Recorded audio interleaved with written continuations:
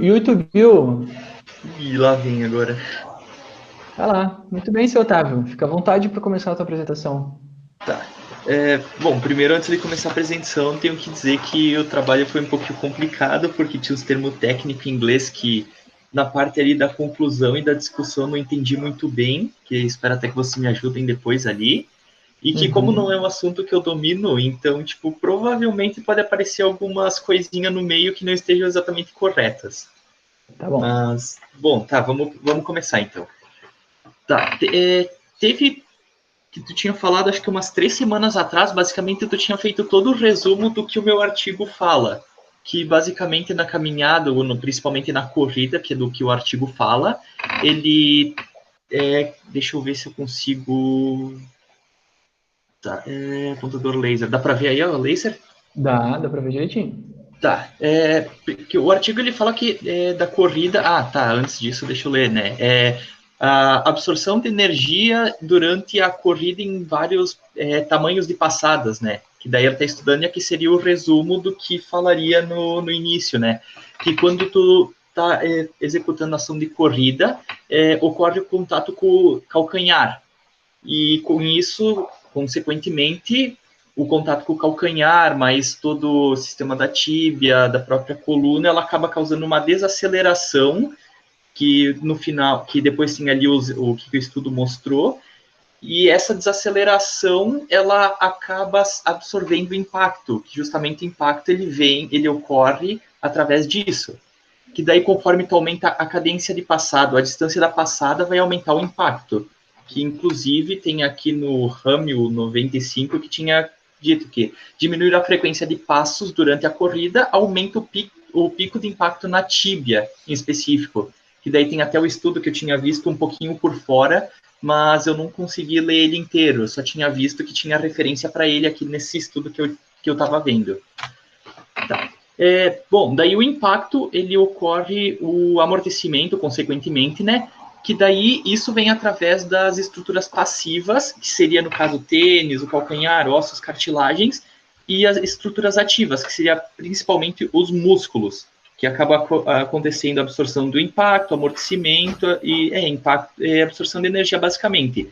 E conforme aumenta a cadência da passada ou a distância, aumenta o impacto e isso acaba gerando um ciclo. Quanto mais, mais, basicamente.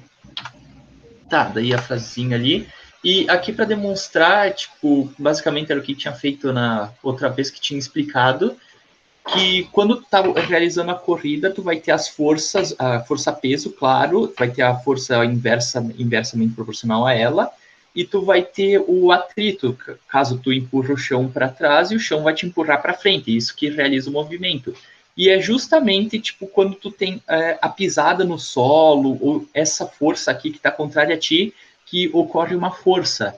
E o estudo ele tentou analisar como é feita essa absorção de força e o que influencia uma passada para outra. Que no caso, bom, vai ter aqui um pouco mais para frente, tá, depois eu vejo ali. Mas vai ter um pouco mais para frente que ele fala que teve a corrida na passada preferencial, que a pessoa se sentia confortável, 10% a mais, 20% a mais, 10% a menos e 20% a menos. E de acordo com que eles foram coletando os dados, depois tem ali a conclusão do estudo. Daí, no caso, os grupos utilizados foram 10 homens, todos estudantes, uma idade entre 20, e 27 anos, idade média, mais ou menos 5 anos de diferença. A altura 1,79, com uma diferença de 0,5 centímetros, 5 centímetros no caso, né, 0,05 metros. A massa era de 75,5 quilogramas, com a diferença de 12,2 quilos. E uma coisa que tinha que ser era não podia ter anomalias ao andar. Ou seja, através de um exame visual, os cientistas conseguiam avaliar se a pessoa se encaixava ou não. Que no caso, isso aqui foi mais uma análise visual mesmo, não teve tipo parâmetros. Era basicamente o caminhar da pessoa ter que estar normal. Daí, como eles classificaram esse normal, daí ficaria uma questão, porque tá aí um detalhe que eu também não tinha conseguido achar pelo estudo. Tá, daí, Da instrumentação, aqui que começou a parte complicada. Shears Piezoelectric Accelerometers. Tipo, eu suponho que sejam acelerômetros, é isso? É isso aí, piezoelétrico é a forma que ele usa para coletar as informações, que é por movimento de acho que de um cristal, uma vibração que ele faz ali dentro, e é basicamente um acelerômetro. Tipo aquele que tem no celular, então. É, exatamente. Só Tá, que tipo, bem mais antigo, né? Daí eles chamavam assim, piezoelétrico accelerometers. podiam ter resumido um pouquinho, botava só acelerômetro que tava mais fácil. Em Tá. 98 não era tão comum ter acelerômetro. Tá aí outra coisa também que eu achei estranho, porque o estudo ele é de 98. E tipo, Uhum, cara, pra época é muito avançado isso daqui. exatamente. Tá, mas voltando então. No caso foram instalados dois acelerômetros, então. Um na porção distal anteromedial da tíbia direita e um na cabeça. E uma coisa que eu descobri com esse estudo é que decibel não é medida de som. Decibel é a medida de intensidade, basicamente. Que Uhum. tem a fórmula, qualquer fórmula, essa aqui é a fórmula do decibéis, né, que seria logaritmo e todo esse negócio, e essa foi a fórmula que foi usada no estudo para depois o cálculo dos resultados, né, que seria o resultado obtido na cabeça dos acelerômetros, dividido pelo resultado obtido na perna, e depois fazia o logaritmo de 10 com isso. E no caso, os acelerômetros, eles tinham uma variância, não, eles tinham um erro aceitável de mais ou menos 3 decibéis durante a medição, e eles conseguiam captar medidas de 0,35 Hz até 30.000 Hz.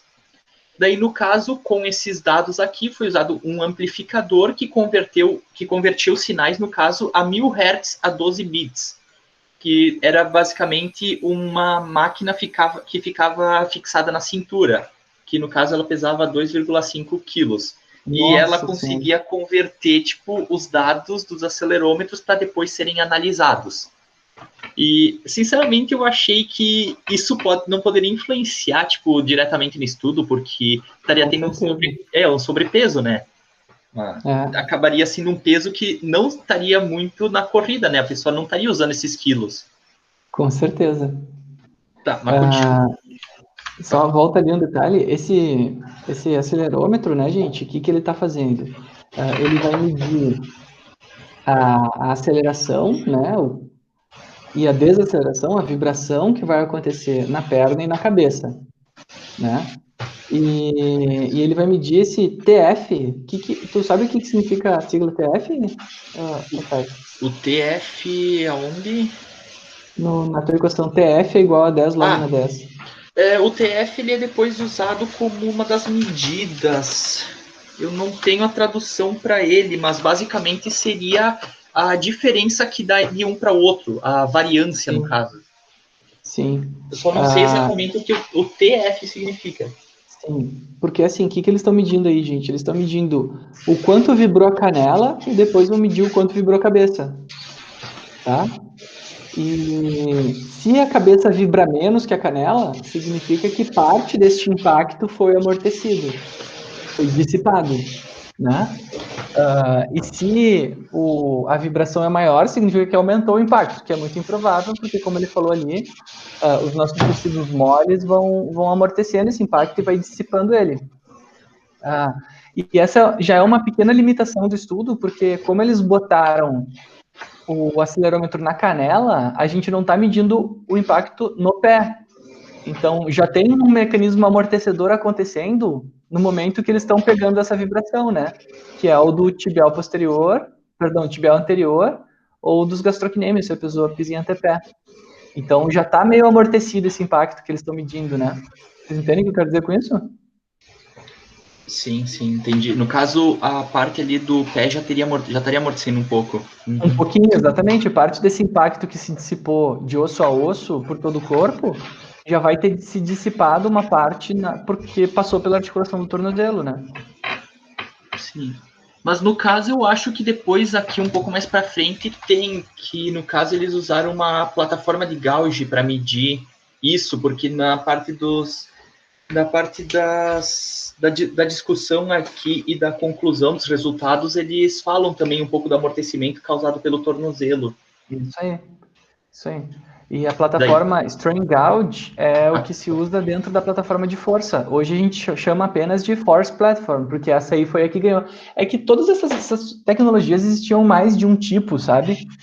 E daí alguma era muito ruim, e daí a outra ganhou. Daí o acelerômetro piezoelétrico virou só acelerômetro porque os outros tipos de acelerômetro eram muito ruins.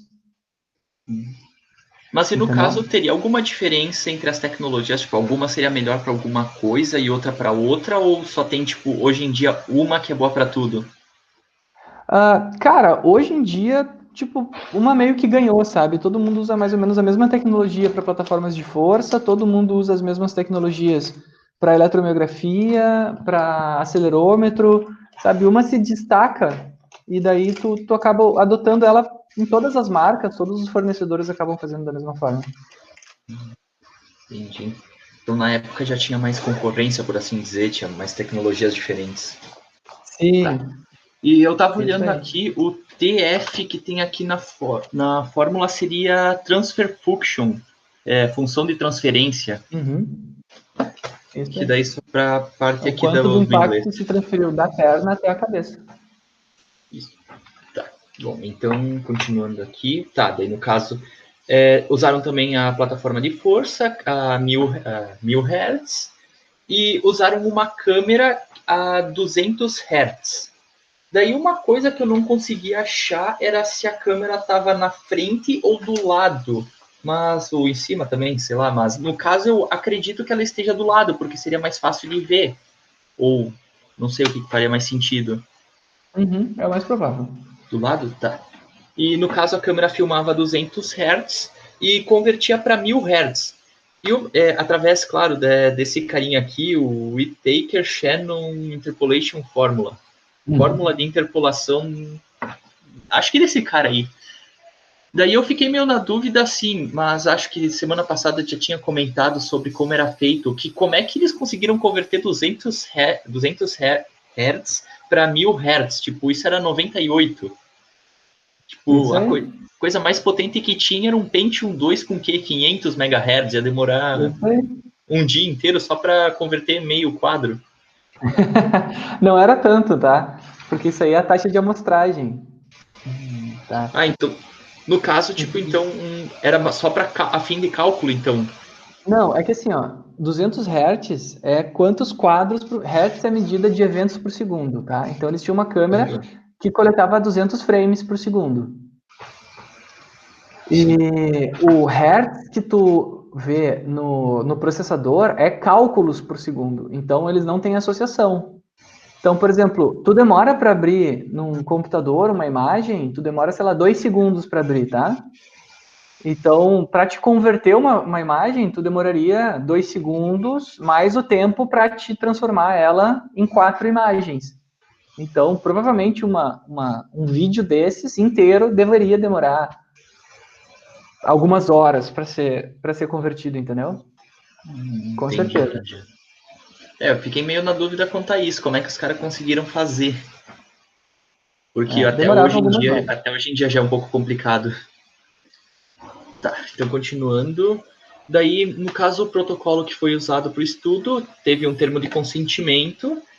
No caso, foi pego 8 medidas antropométricas de cada pessoa, que isso depois foi utilizado para fazer alguns cálculos estimativos.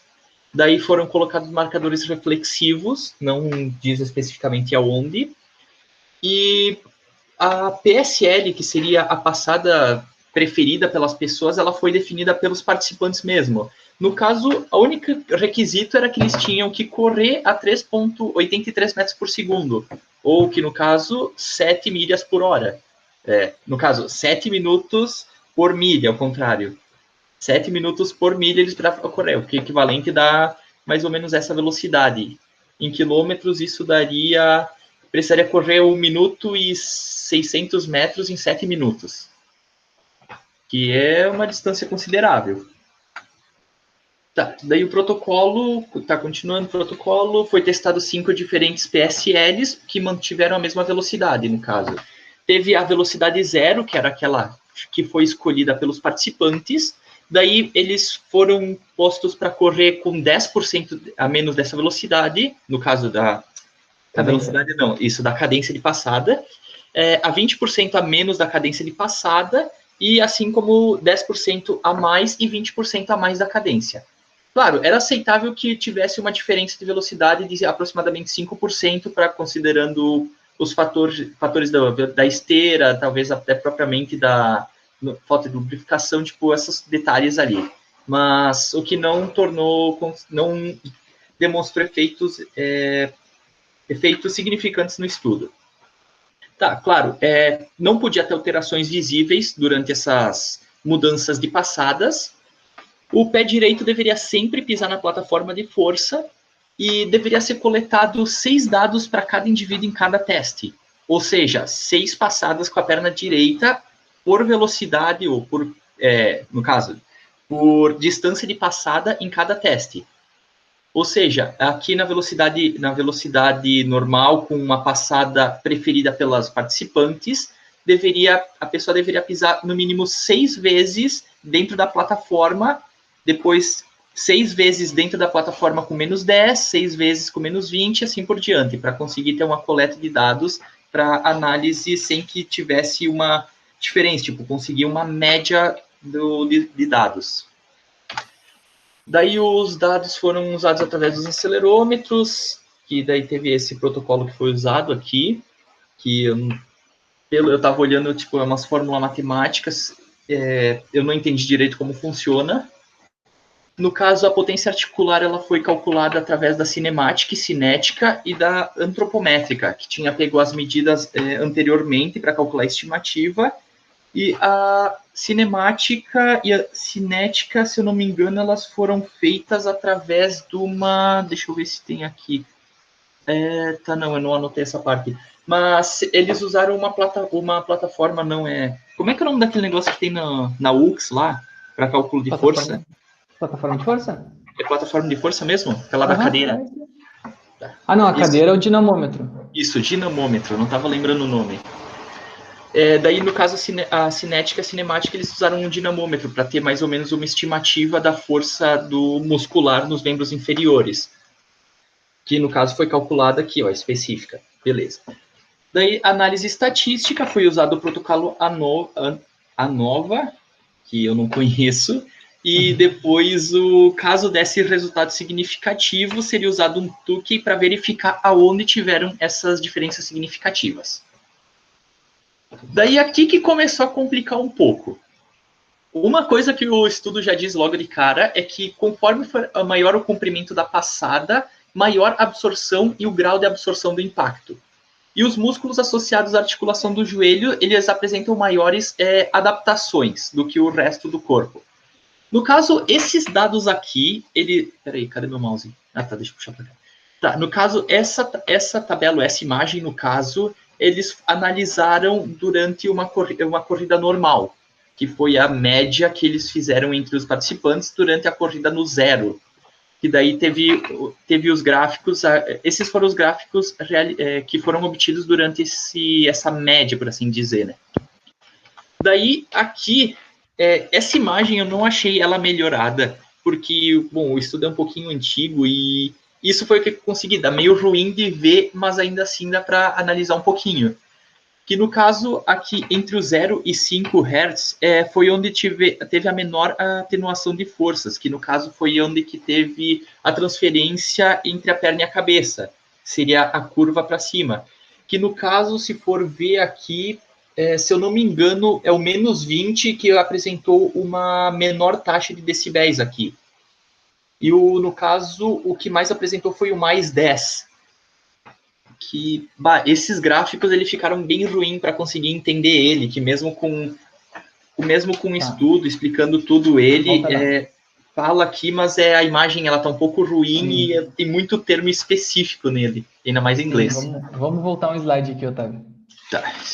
Vamos transformar isso em coisa que a gente consegue aplicar, tá? Tá.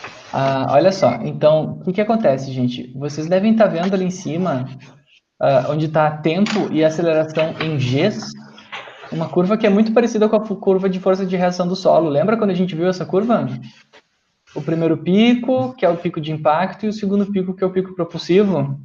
Isso aí, obrigado. Então, essa aceleração da canela é bem a aceleração da força de reação do solo. No caso da cabeça até, Essa né? daqui seria da cabeça.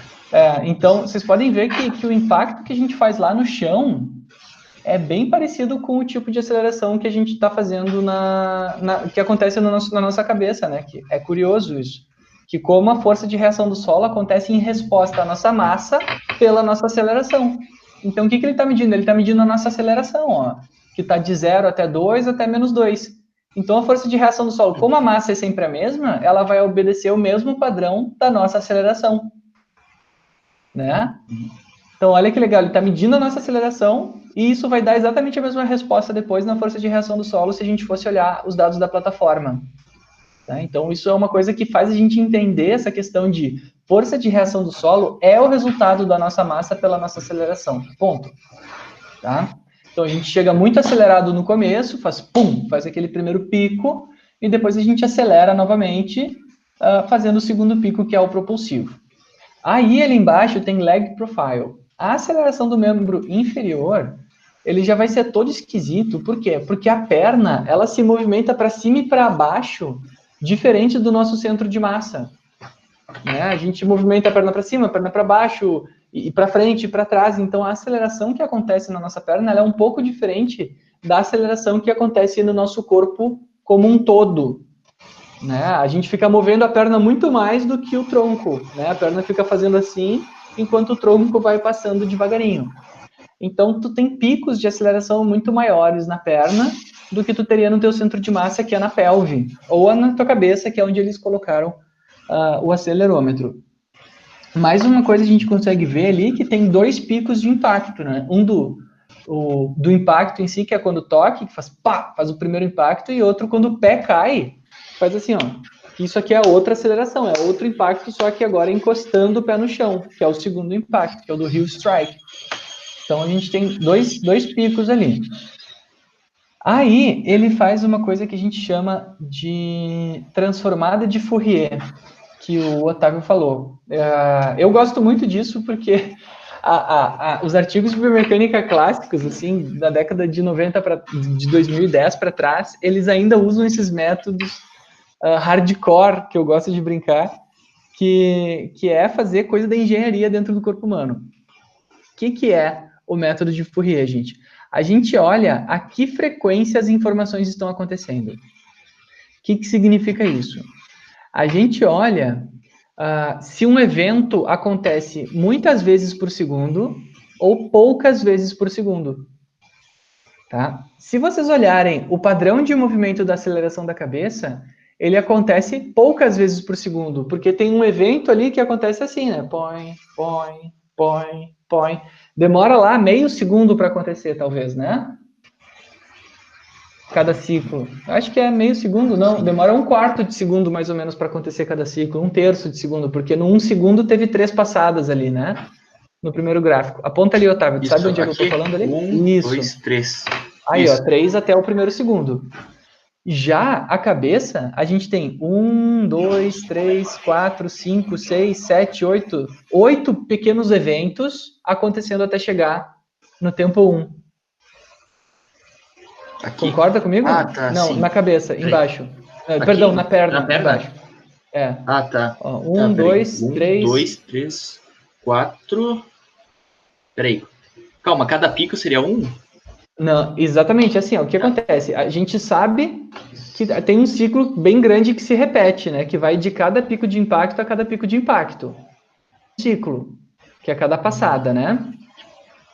Mas tu repara que tem um pico para cima, um pico para baixo, 2, depois outro pico para cima, 3, depois outro pico para cima, 4, depois outro pico para cima, 5, outro pico para cima, 6. Sim, que seria tipo... Peraí, calma aí. Põe o teu laser aí. Seria basicamente isso aqui? Isso aí. Aí tem 6 picos. Tá. Tu concorda comigo que tem 6 picos acontecendo aí? 1, 2, 3, 4, 5, 6, isso? Mais ou menos 6, assim, se a gente fosse contar a grosso modo. Ou seja, a cada segundo tem uns 6, 7, 8 eventos acontecendo, uns 10 eventos acontecendo. Tá? O que a transformada de Fourier faz? Ela olha, tenta dizer pra gente quantos eventos estão acontecendo por segundo. Daí, a transformada de Fourier da cabeça, ela está mostrando, ó, os eventos estão acontecendo a mais ou menos 5 Hz, ou seja, pouquinhos eventos por segundo. Já lá na perna, tem um monte de evento acontecendo, está acontecendo lá no 20 Hz.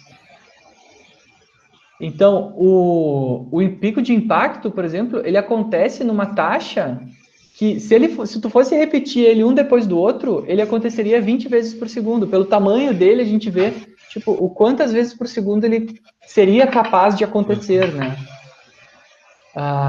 É bem esquisito entender essa transformada de Fourier, porque ela nos diz essa coisa, o quantos eventos aconteceriam por segundo nesse dado que a gente está medindo. E na cabeça é poucos eventos por segundo, e na perna é muitos eventos por segundo, 20, 30 Hz, ali no 20, 10, enquanto o outro não chega a 10. Tá, pode falar. Tá, essa transformada de Fourier, ela considera, tipo, todos os dados, né? Então ela seria o que? Uma integral? Cara, a equação da transformada de Fourier, ela tenta ver quantos senos tu consegue enfiar dentro do sinal. Ah, tá, por isso que eu não entendi nada. Ela é bem maluca, assim, tipo, ela tá efetivamente tentando ver a que frequência os eventos estão acontecendo. Então, ela tenta enfiar um seno e diz, ó, esse seno acontece a tantos hertz, que é o seno de impacto. Ele é um seno, tu vê que ele é um comportamento assim, né, senoide, né? E ele acontece a 1/20 de segundo, que é o que ele diz ali, 20 hertz. No caso, esse daqui. É isso aí. Esse pico ali, ele está dizendo, ó, esses eventos estão acontecendo aqui. É basicamente para isso. Ele é bem esquisito de entender. Vai no slide para frente agora. Ô, Gui, Fala, deixa eu só Dani. fazer uma pergunta, ver se eu entendi. Vai lá. Esses gráficos ali, né? Os dois primeiros foram os resultados que se obteve na plataforma de força. No caso, no acelerômetro. Pelo acelerômetro, né? E os de baixo são esses que eles tentaram fazer essa transformação que tu comentou dessa fórmula. Isso aí. Os dois de cima são o acelerômetro e os dois de baixo são a transformada de Fourier, que tenta nos explicar quanto tempo demora para essas coisas acontecerem. Ah, tá. Tá, entendi. Né? Que como está medido em hertz, é avos de segundo, 20 avos de segundo, 10 avos, né? Em pedacinhos de segundo. Quanto mais alto é aquela coisa ali, mais rápida ela está acontecendo, né? Tipo, frequência é tipo uma velocidade, é eventos por segundo, né? Agora vai no slide para a direita, Otávio. Tá, próximo. Agora, o que ele fez aí? Ele fez aquela coisa que ele somou as duas, né? Fez a TF, que ele chamou, né? Aí ele chama de atenuação. O que ele viu? Que quando tu junta o impacto da perna e da cabeça, tu vai ter aquele primeiro pico, que é o pico da cabeça, e ali depois, lá por volta dos 10, 20 graus, tu vai ter o segundo pico, que é o pico do tornozelo. Então, ele juntou as duas informações aí. Né? E ele chamou isso de atenuação. Por quê? Porque agora tu tem coisas que vão às vezes para cima e coisas que vão às vezes para baixo. Né? E o que significa isso? Que durante as menores cadências, tu tem menor atenuação do impacto. E nas maiores cadências, tu tem maiores atenuações de impacto. Ou seja, o quanto é necessário atenuar este impacto, o quanto é necessário usar as tuas estruturas para impedir que esse impacto se propague da tua perna até a tua cabeça. Dá para entender isso que eu estou falando, gente? Não, dá para entender até. Tipo, no caso, quanto mais velocidade tu tiver, tipo, mais velocidade não é... Mais cadência. Se mais cadência tu tiver, mais vai ser a absorção do impacto, então. É basicamente isso. Não, quanto mais rápido eu estiver, mais atenuação é necessária. Menos... Calma, na questão da necessária... Tá, entendi, acho. Calma, vamos lá. Quanto maior a minha cadência... Porque assim, ó, vai com o mouse ali. Eu tô mexendo no meu mouse aqui, mas o meu mouse não aparece para vocês. Bota o teu mouse no -20. No -20, seria aqui? Não, perdão, falando na linha do menos 20 que fica ali nos 5 decibéis. 5 decibéis é esse daqui. Aí, ó, esse aí. Essa linha, gente, é o quanto de atenuação do impacto houve a menos 20 de cadência. Ou seja, eu não consegui atenuar o impacto. Porque eu só atenuei 5 decibéis. Agora, quando eu aumentei a minha cadência e fui lá para 10% mais de cadência, vai com o mouse para cima agora. E agora a linha. Essa daqui? É esse aí, eu acho que é essa linha contínua aí. Eu consegui atenuar 15 decibéis. Então, a minha atenuação de impacto, quando eu aumento a frequência, ela é maior. Não significa que o impacto foi maior, significa que eu atenuei, significa que eu diminuí a propagação daquele impacto que veio lá da minha canela até a minha cabeça. Sim, isso com a cadência mais 10. Tá. Quanto maior a cadência, né? Então, quanto mais passos por minuto eu fizer, menos vai ser o meu impacto. Eu vou conseguir atenuar mais.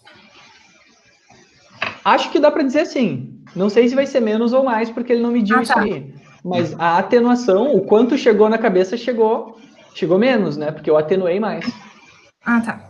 No começo eu estava entendendo o contrário, mas eu estava lendo um artigo esses dias por cima e ele falava sobre, mais recente, né? Ele é 2017, eu acho, ele falava sobre aumentar a frequência da cadência para reduzir as forças de impacto. Então tá certo. Isso, né? É que aí eles não estão medindo a força total, eles estão medindo a atenuação, que é uma medida muito mais robusta, né? Que é o quanto desse impacto se caminhou pelo meu corpo. Né? E eles chamam isso de atenuação. Né? Por isso que eu gosto desses artigos antigos, assim, eles são mais difíceis, mas é uma coisa assim que tu vê que era um maluco que pensou nisso, sabe? Porque quem é que vai pensar o quanto de aceleração chegou da minha canela até a minha cabeça, sabe? Era tudo coisa de maluco, né? Eu gosto dos artigos antigos porque eles são assim, são difíceis de ler, sabe? Dói para ler. Eu acredito que doeu bastante pro Otávio. Tá louco, meu Deus do céu, esse artigo não foi fácil. Por isso que eu gosto. Ainda mais agora que eu descobri que tinha engenharia no meio, tem uma integral aqui para unir. Isso aí. Segue aí, vamos ver o que mais tu daí teve a tabelinha, que foi uma parte que eu consegui mais ou menos entender. Ótimo, vamos lá. Que basicamente aqui tinha calculado, se eu não me engano, o peso que chegava. Agora que tu tinha dito ali, me confundi tudo. Eu achei que era uma coisa, mas na verdade eu estava enganado. Não, diz o que tu pensa primeiro, não te preocupa. Essa daqui, pelo que eu entendi, então, basicamente, a primeira coluna aqui, ela seria o peso que estaria sendo calculado pelo acelerômetro, no caso da tíbia, e aqui seria no caso do acelerômetro que está calculando a cabeça, basicamente. Perfeito. É a aceleração, não peso, né, porque ele não pesou.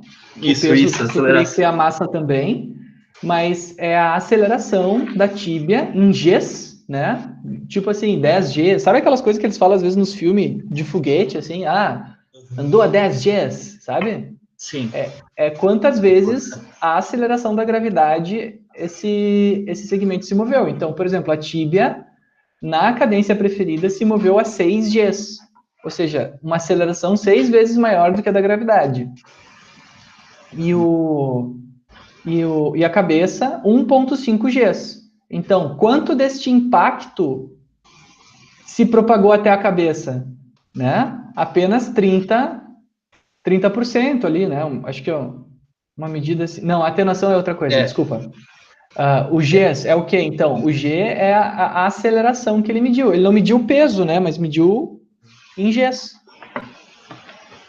Sim, que daí seria basicamente como se fosse uma medida de força.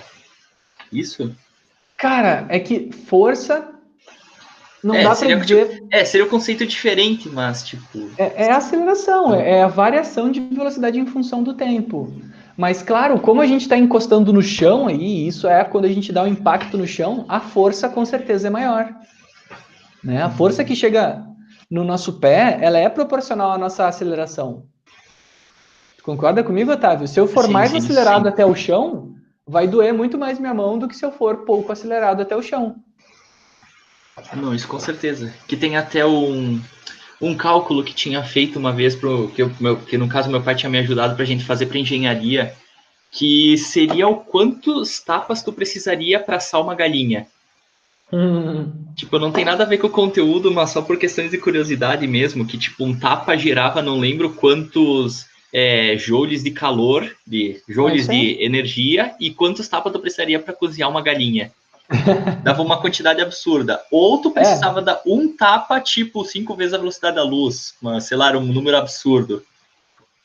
É que a gente sempre consegue converter essas coisas, tá? A questão é essa brincadeira do quantos tapas são necessários para esquentar a água, ou uma galinha, como tu falou. É o quê? É para tentar nos explicar que a gente consegue converter a velocidade da mão em força e, ao mesmo tempo, converter essa força em calor, porque a gente tem tudo isso, as energias, a energia cinemática, a energia cinética, a energia térmica, a gente consegue converter todas elas. Tanto que, inclusive massa, se eu tiver aqui massa em gramas, eu consigo converter isso em energia. Isso o Einstein falou, né? Energia igual a massa... Não, energia igual a massa vezes a velocidade da luz, né? Então, o que acontece? A gente sempre consegue converter as energias. Quanto mais rápido eu estou, mais a energia é empregada naquele sistema. Ou seja, maior vai ser a energia. Quanto mais pesado eu sou, maior a energia do sistema, daquela coisa, daquele corpo, daquela pessoa. E aí, no caso, quanto maior a aceleração, maior a energia do sistema também. Entendi. Faz um pouco de sentido quando a gente pensa assim em coisas mais cotidianas, né? Sim, quando tu traz para a prática já é outra história. Mas eu aposto que os alunos entenderam a parte da galinha. Isso com certeza. Tá, e daí aqui nessa daqui, então, seria a medida de energia por quilograma? Tipo, essa parte aqui da tabela eu não tinha entendido. Não, ou seria mais aquele negócio de variância lá que foi apresentado no cálculo anterior? Ele tá convertendo isso para potência e para energia por quilograma, basicamente para tentar ver o quanto de energia se perdeu da canela até a cabeça. Porque lembra, ele transforma a aceleração em energia. Então, sim, tu tinha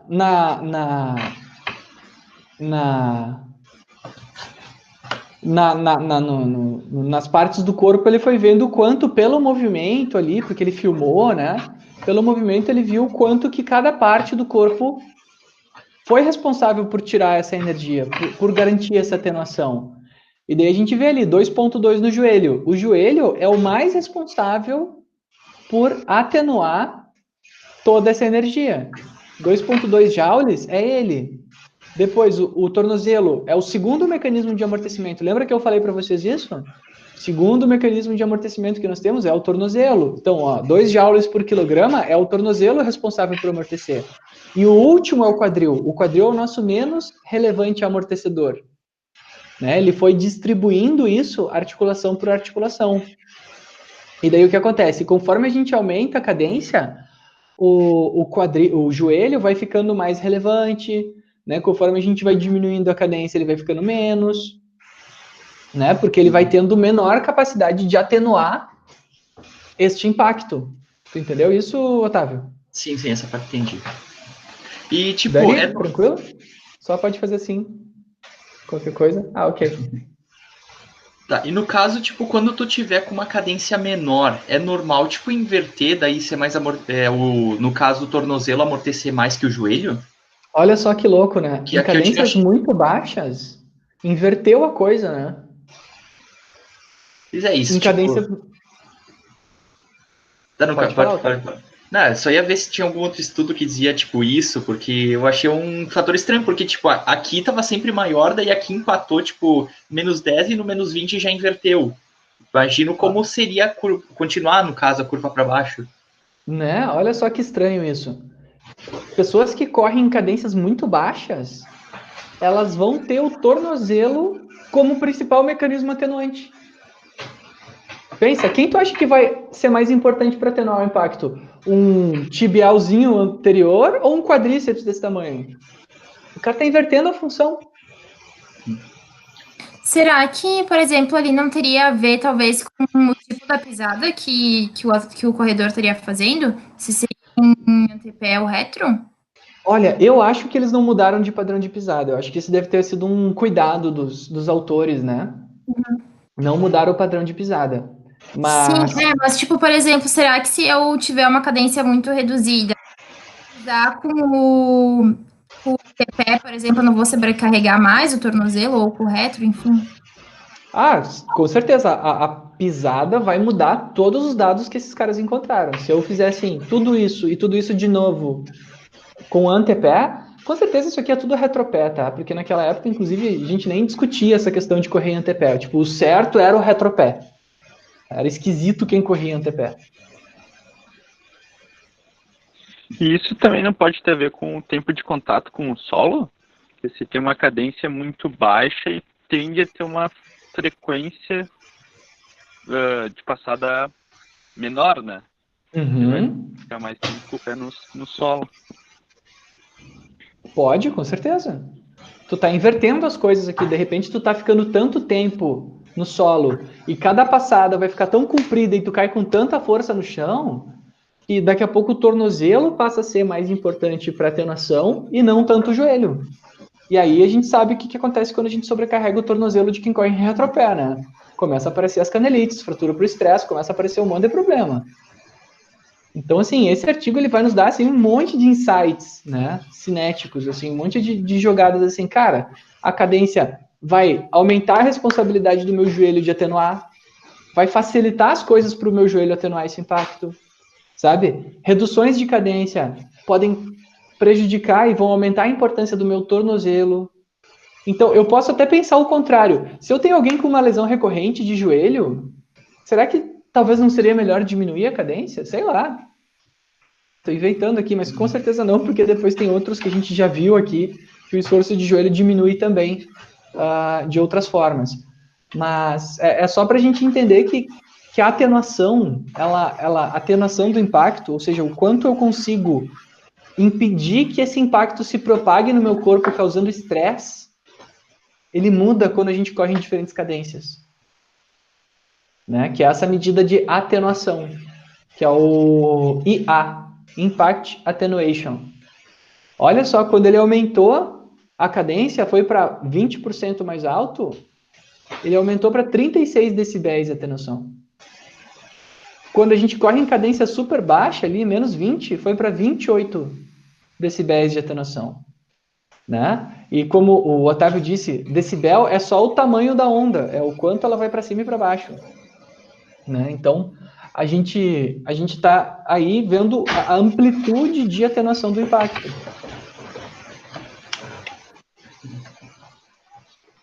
Tudo bem aí, Otávio? Não, tudo tranquilo. Tô tentando processar tanta informação, mas, caraca, é complexo, é complexo. É demais, dói para aprender. Aprender dói, gente. Quem disse para vocês que aprender alguma coisa é fácil, é porque não aprendeu aquela coisa. Não, dói. Aprender dói, estudar é difícil pra caramba, então, assim, é legal que vocês estejam aqui com essa iniciativa, porque, assim, tudo isso é difícil da gente aprender. Gente, eu demorei, assim, meu Deus do céu, esses artigos aí eu tinha a idade de vocês quando eu tava lendo e, meu Deus do céu, foi sofrido demais. Eu tô tendo aula de bioquímica também esse semestre, e agora chegou o final de semestre, a gente tem que fazer um mapa metabólico. Uhum. Meu Deus do céu, eu não aguento mais ver nome de enzima, composto, Cara, faz isso com vontade, porque depois, mais pra frente, tu vai começar a associar as áreas.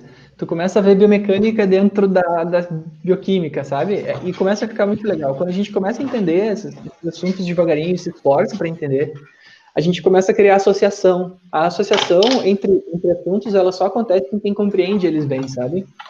Então, é legal, assim, são áreas interessantes. Não, o pior é que eu gosto de bioquímica, tipo, acho uma matéria bem interessante. O problema é que, é muita coisa para te aprender em um semestre. É verdade. Não dá, não tem como. Deveria ter bioquímica 2, 3, 4. Que essa daí sim. Inclusive, sim. Bioquímica não tem na educação física, né? Não é obrigatório, não. Aí tá aí uma que faria falta. Bioquímica deveria ter, porque ajuda muito. Para entender a parte da fisiologia ali, tudo, ajuda muito. Bioquímica não é obrigatória. Todos os currículos foram diminuídos, né, por causa dessa questão econômica, que os cursos têm que ficar baratos, enfim, né? Bioquímica não tem mais. Qual outra que a gente teve que tirar? Dos exames não tem mais. A gente botava como eletiva, nem a eletiva, que era da fisioterapia, aquela prof baixinha que dá aula de raio-x, Dani. Como é que é o nome dela? Prof. Silvia. A Silvia, isso. Essa aí era uma das eletivas da educação física, não é mais. Recursos e diagnósticos, acho que é. Isso, essa aí. Na fisioterapia também foi tirada a bioquímica. Eu fiz quando eu estava obrigatório. Uhum. Então, agora acho que não é mais. Então, os currículos vão mudando, né? Enfim, essas coisas econômicas, enfim. Mas todas as disciplinas estão ali disponíveis para qualquer aluno fazer. Vocês têm sempre a opção de fazer. Eu, na minha graduação, eu fiz acho que umas 6 disciplinas a mais do que o curso, assim, porque eram coisas que eu queria saber, sabe? Então, eu sempre recomendo vocês fazerem mais, se possível, né? Claro, a gente quer se formar logo, né? Mas eu acho que eu demorei, num curso de 4 anos, acho que eu demorei quase 7 para me formar. Então, essas coisas são assim. Mas quando você vai devagar, aprende mais também. Tudo corrido também não dá. A próxima que eu vou fazer vai ser cálculo 1 para conseguir entender esses estudos aqui, porque não tá fácil. O meu orientador queria que eu fizesse cálculo 1. Eu disse, essa eu não faço. Aí já demais. Ele disse assim, faz cálculo 1, Guilherme, que tu vai entender essas coisas aqui. Não, eu vou entender isso aqui sozinho, não vou precisar do cálculo. E daí consegui.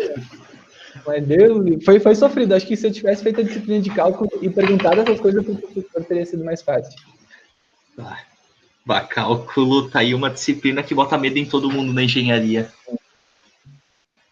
Bota todo mundo quase. Tá, voltando então, que tem mais alguns slides aqui.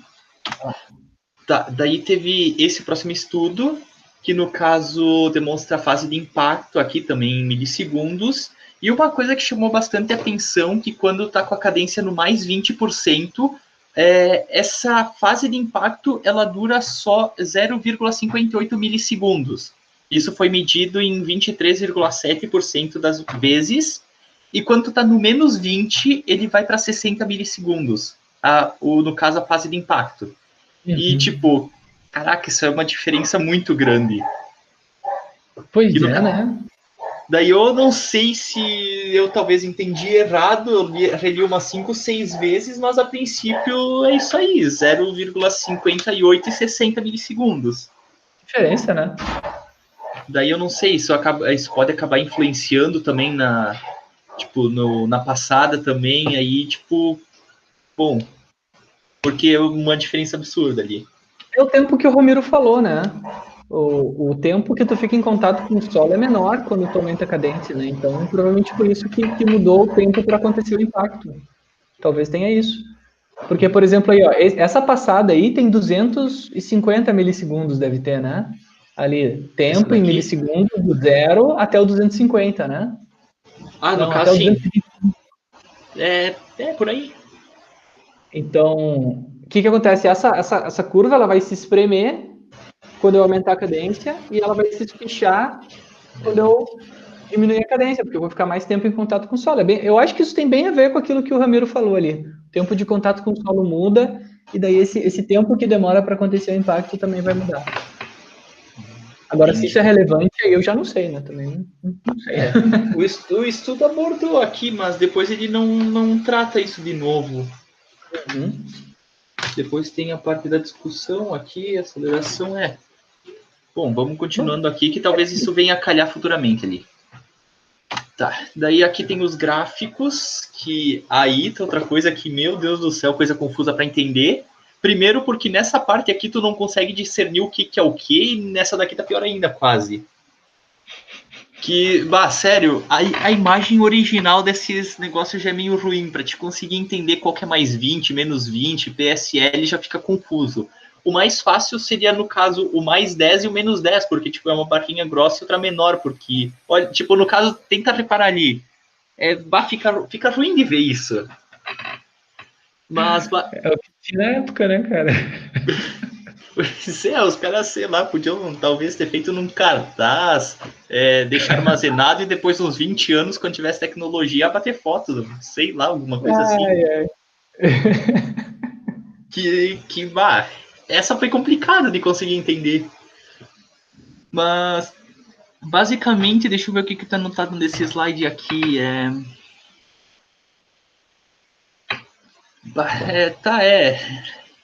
basicamente o negócio que quando tu tá com mais em cima, seria considerada a flexão, quando ele passa para baixo, seria a extensão, e de acordo com a porcentagem das instâncias, tipo... É o ciclo, é a fase de apoio. 0 a 100 é a fase de O apoio. nesse caso, então, seriam daqueles ciclos que tinha falado antes, tipo da barrinha lá, do impacto da cabeça, dos músculos, tá? Isso aí, daí o que ele está mostrando aí? O ângulo do quadril, a variação do ângulo do quadril, do ângulo do joelho e do ângulo do tornozelo, porque ele filmou. Isso em análise de Marte a gente está bem acostumado a ver. Tá? A questão é que aí ele não botou a fase de balanço, ele botou só a fase de apoio. Né? Ele estava tentando ver se mudava a cinemática, né, o movimento das articulações quando mudava a cadência. Né? Hoje a gente tem outros estudos que veem isso, acho que a Laís apresentou um também que falava sobre cinemática, mas ele faz a medida ali do lado daí dos torques, né, que é os momentos articulares, ou seja, quanto esforço articular aconteceu em cada cadência. Que a mudança do padrão ela é muito, muito, muito pequena, né? Basicamente isso, Otávio. Ele estava tentando. Eu acho que não vai ter diferença estatística entre uma e outra, mas ele tentou ver se tinha diferença na técnica de corrida, se a cinemática muda, ou se os torques mudam, os esforços musculares mudam também. E o resultado provavelmente é que não mudou nada, porque eles ainda não. Nessa época não teve relevância, tá? No caso, tipo, tá faltando a fase de balanço aqui, é isso? Isso, nessa tá parte faltando aqui. a fase de balanço. É que eu não tinha conseguido entender como é que isso aqui terminava nisso e voltava nisso. Tipo, ou tava faltando alguma parte, ou eu não tinha entendido nada. Tá, o que também é relevante. Não que esteja errado, porque, meu Deus do céu, coisa confusa esse negócio. Tá, mas a próxima, então, é um pouco pior. Porque, bom, também, mais uma vez, tu não consegue ver direito os negocinhos, e segundo, que aqui calculava a potência, se eu não me engano. Watts por quilograma. Sim, que daí teve também a mesma coisa, a porcentagem ali, a parte a parte do impacto ali, e não teve muita diferença também, né? Acho que ele botou uma barrinha ali. A fase do impacto aqui. Para dizer onde acontece, ele está medindo as potências articulares. Potência, gente, quando é positivo é contração concêntrica e quando é negativo é contração excêntrica. Então, o que ele está mostrando, assim, que no tornozelo, olhem o último gráfico de baixo, o terceiro, diz assim, ankle power, potência do tornozelo. O que acontece? Ele está só dizendo, primeiro ciclo, primeira metade da fase de apoio é uma contração excêntrica e a segunda metade é uma contração concêntrica. Mas ele não encontrou diferença em nada, e com certeza não deu diferença estatística, porque uma linha, como o Otávio disse, está ruim de ler, está uma em cima da outra, e quando uma linha está em cima da outra é porque não teve diferença significativa. O máximo que muda um pouquinho é aqui, mas depois já piora tudo. Tá. E por último, daí teve aqui que... Esse aqui eu achei interessante, porque basicamente seria tipo um resuminho. Da atenuação de impacto em cada membro e em cada passada. E basicamente, que nem tinha dito, a atenuação vai ser menor no menos 20 e vai ser maior no mais 20. No caso, chega a quase 35, daí tem a linha para comparar as duas, a absorção de energia. Bom, a princípio, tá. Daí acho que não tem mais nada para retirar dessa imagem. As coisas que a gente já falou, né? A maior atenuação é no 20, e o que mais muda a atenuação é o joelho, né? Que fica bem grande e depois fica bem pequeno. E o tornozelo quase não muda. Então, lá no mais 20, o tornozelo passa a ser mais importante que o joelho, inclusive, né?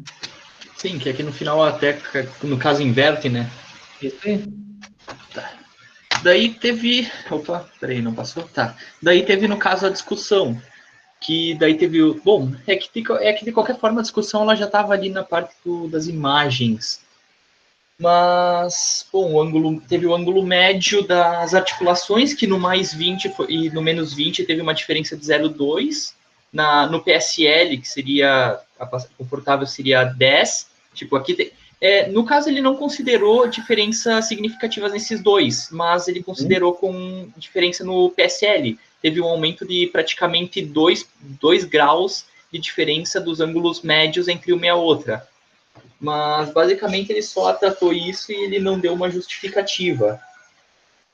Não, talvez ele até tenha dado, mas talvez eu não tenha entendido direito. Também tem esse detalhe. Daí, a força centrípeta que foi realizada não mudou, não teve diferenças significativas, eles não consideraram na hora do estudo.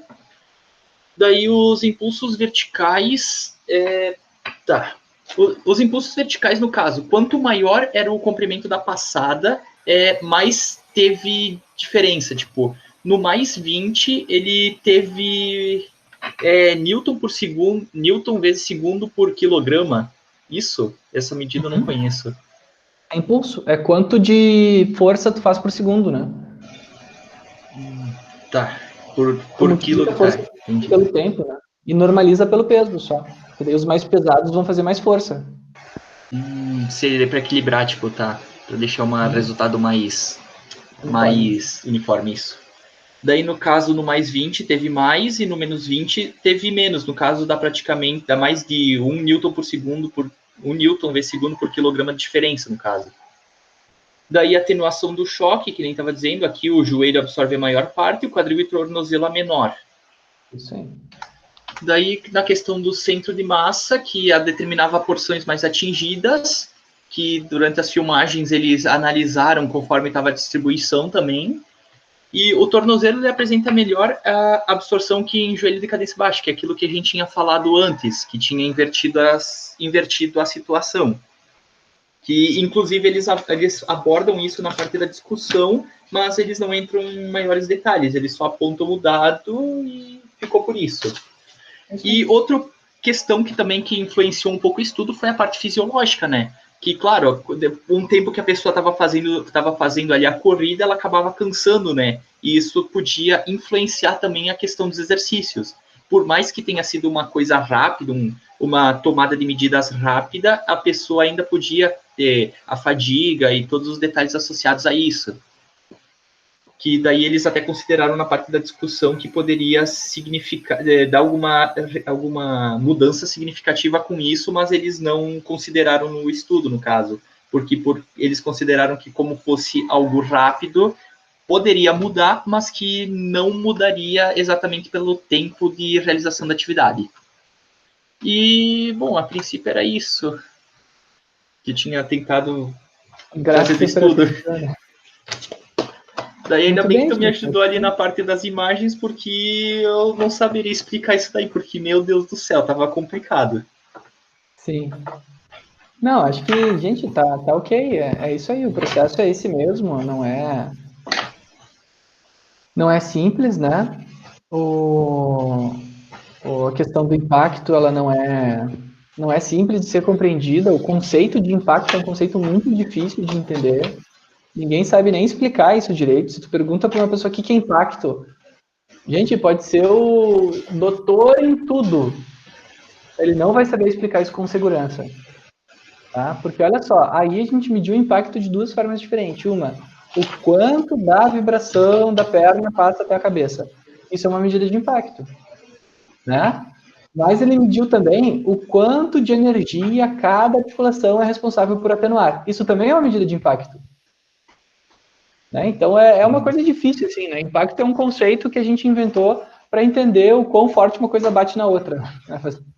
Isso é impacto, é o quão forte bateu aqui e era isso, sabe? No popular. Mas quando a gente tenta medir isso, matematicamente é muito difícil. Né? Porque tem muitas variáveis intervenientes quando a gente fala do corpo humano. Tá?